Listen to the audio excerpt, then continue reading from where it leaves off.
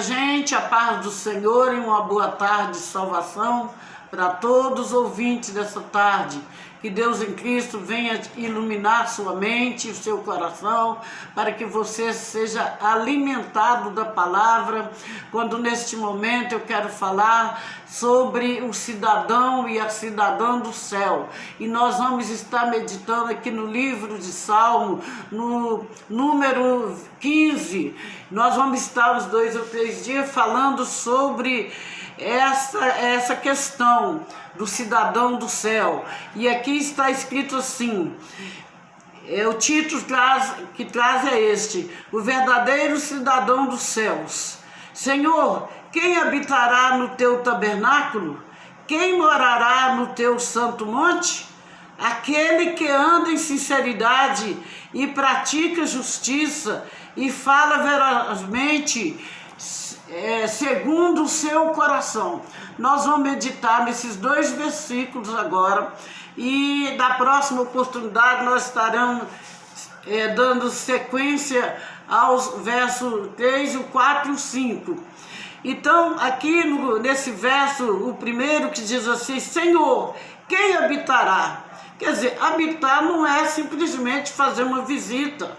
Habitar não é simplesmente passar de passagem. Quando se fala de habitar, de habitação, fala de morada. E nós estamos preparando para ir morar no céu. Mas como? Porque lá no céu não vai entrar pecado. O problema todo é este, que nós devemos estar sempre colocando em prática essa palavra. Lá não entra pecado. Mas por causa disso é que Jesus veio para nos redimir do pecado. Ele veio para nos salvar, para nos libertar e nos libertar do império do pecado. Antes nós éramos escravos do pecado, hoje não, porque nós aceitamos a Jesus. Nós somos sujeitos ao pecado, mas não somos escravos do pecado. Não vivemos na prática do pecado. Porque a vida daquela pessoa que conhece a Deus, que está se preparando para morar no céu, ele tem que viver em santidade. Porque em Hebreus capítulo 12, 14, diz assim que sem santidade ninguém verá a face do Senhor. Então é necessário que todos saibam dessa verdade. É necessário que todo homem e toda mulher se prepara, se santifica para poder ser cidadão do céu. Porque do contrário não vai ter como. E aqui quando diz assim: Senhor, quem habitará no teu tabernáculo? Resposta: quem, ou melhor dizendo, quem morará no teu santo monte? Aí aqui no 2 nós vemos a primeira parte, né? Vai nos responder o que nós devemos fazer. Que diz assim: aquele que anda em sinceridade. Nós temos que ser sinceros, sermos honestos, né? Porque lá não vai entrar desonesto, lá não vai entrar pessoas insinceras. E aqui, continuação, diz assim: e pratica a justiça e fala verazmente, segundo o teu coração. O que quer dizer isso? Aquele que anda praticando a verdade. Que a Bíblia fala em vários textos que o mentiroso não vai entrar no céu. Aquele que anda na prática da mentira, do engano, esse não consegue entrar no céu. E essa palavra para todos os ouvintes dessa tarde, seja crente, seja uma pessoa, a religião que for, é com você que Deus quer falar. Se você é uma pessoa religiosa, mas você quer entrar no céu, aqui está a receita para quem quer entrar no céu. Que do contrário, se nós não tivermos enquadrado nesse requisito da palavra, nós não poderemos entrar no céu.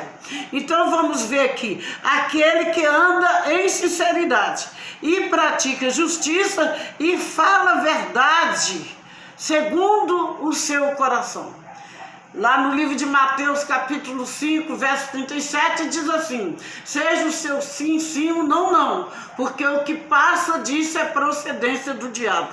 Então nós não podemos ter duas palavras, ou é um ou é outro, ou é sim ou é não. Então nós devemos andar andar na verdade, falando a verdade uns com os outros, praticando aquilo que nós falamos, que nós prometemos praticar, andar na sinceridade, porque essa é a qualificação do cidadão do céu. E aqui eu tenho, na verdade, são 12 características do cidadão e da cidadã do céu. Mas eu não vou poder falar sobre todos, mas eu vou falar sobre alguns que diz assim, a característica do justo. O justo anda sinceramente, ele anda na sinceridade, como eu já acabei de dizer. Ele pratica justiça. Terceiro, ele fala verazmente a verdade a todo momento, com quem quer que seja. Quarto, ele não difama o seu próximo.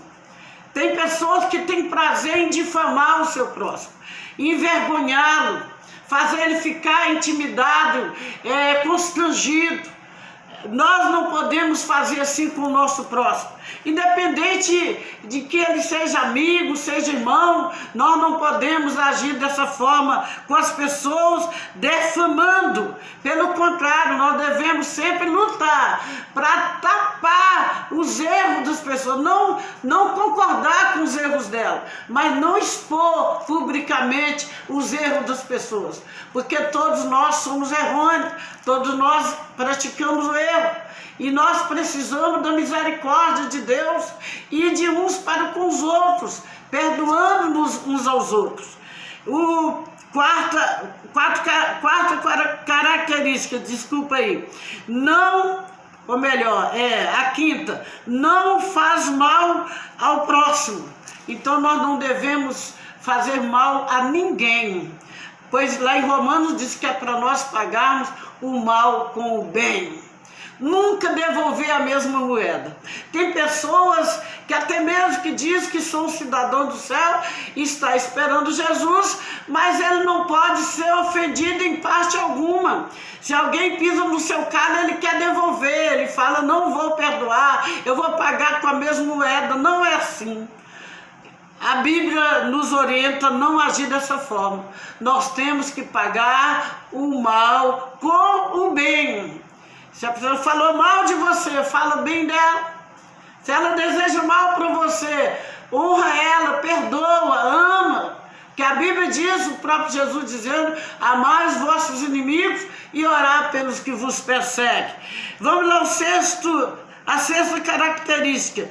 Não aceita o opróbrio contra o seu próximo. Aceitar o opróbrio é você aceitar outras pessoas, difamar o seu próximo com você, falar mal dele, fazer algo que vem trazer decepção, envergonhá-lo, humilhá-lo. Nós não podemos agir dessa forma. E o sétimo desprezar o repróbrio. Desculpa aí, viu, irmão? Tá muito miudinha a letra aqui, eu tô custando enxergar. Então nós não podemos deixar que isso venha acontecer com ninguém.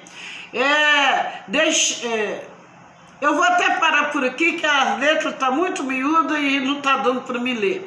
Mas aqui eu já disse algumas características que nós temos que vivê-las, pôr em prática, para que pela misericórdia de Deus, porque a Bíblia diz que nós somos salvos pela graça, e todos aqueles que ainda não têm certeza de sua salvação. Aqui está essas características de como você deve proceder para fazer a vontade do Senhor, porque é só essas qualidades de pessoas lavadas e remidas no sangue do Cordeiro que vai poder penetrar nos portões celestiais para habitar na glória com o Senhor Jesus. E que Deus te abençoe com essa palavra, que o Espírito Santo venha te revelar aquilo que está oculto nessa palavra, ele te revela, e que você tenha uma vida de intimidade com Deus, uma vida de sinceridade, de pureza, de perfeição, falando sempre a verdade, Porque a Bíblia diz assim: aquele que quiser ver dias felizes, negue, ou melhor, refreia a sua língua do mal. E diz em São Pedro que nós devemos frear a nossa língua e ter uma vida de sinceridade uns para com os outros, para que nós possamos ser dignos, não meramente dignos, mas Jesus tem nos feito merecedores através da nossa obediência para alcançarmos o céu. Que Deus em Cristo te abençoe e na próxima oportunidade nós estaremos dando sequência a este texto em nome do Senhor Jesus. Que Deus abençoe.